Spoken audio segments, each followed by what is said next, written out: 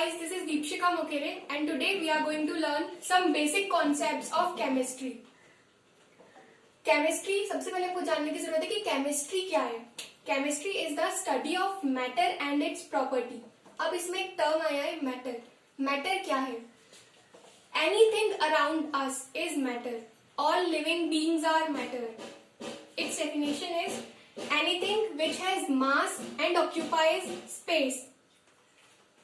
जिस भी चीज का थोड़ा मास हो और मीन्स थोड़ा उसका वजन हो और वो स्पेस कवर करती है तो उसे हम मैटर कहते हैं.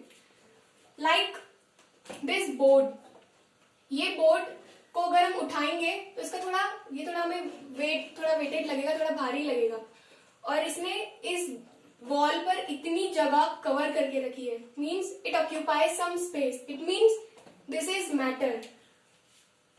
Examples of matters are book, pen, water, and so on.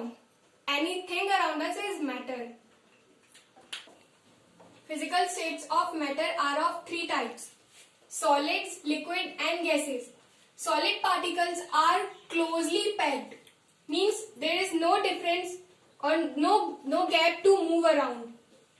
Solid particles में बिल्कुल इतना भी गैप नहीं होता है कि वो थोड़ा भी मूव करे. जैसे कि ये मार्कर, ये सॉलिड है, अगर मैं इसको प्रेस करूं तो ये इसका शेप बिगड़ेगा नहीं, ये ऐसा ही रहेगा. And liquids, the particles of liquid are close together but they can move.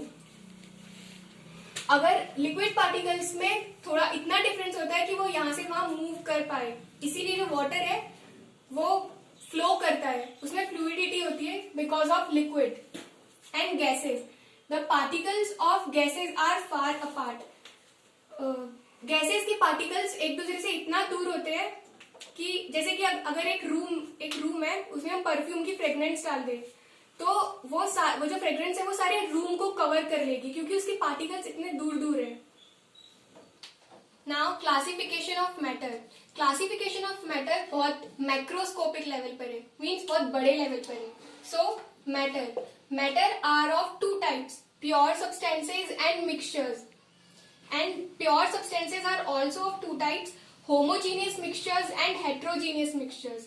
Now mixtures. Mixtures are also of two types: elements and compounds. So we are talking about mixtures. First is homogeneous mixtures. Homogeneous mixtures क्या होते हैं?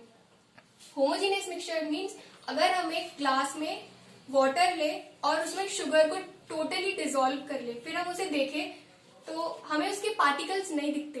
सिर्फ अगर हम test करें तो ही वो थोड़ा स्वीट लगेगा. It means the particles of sugar are completely mixed in water. It means it is homogeneous mixtures. The components completely mixed with each other and its composition is uniform throughout. It is called homogeneous mixtures. Its examples are sugar solution, salt solution. Salt में भी ऐसा ही, अगर हम water में salt को totally dissolve कर लेंगे तो हमें नहीं पता चलेगा कि ये सॉल्ट है कि शुगर है. बस टेस्ट करने में पता चलेगा. अगर स्वीट लगेगा तो शुगर होगा और थोड़ा सोर लगेगा, it means it is salt solution. Now another type of mixtures is heterogeneous mixture.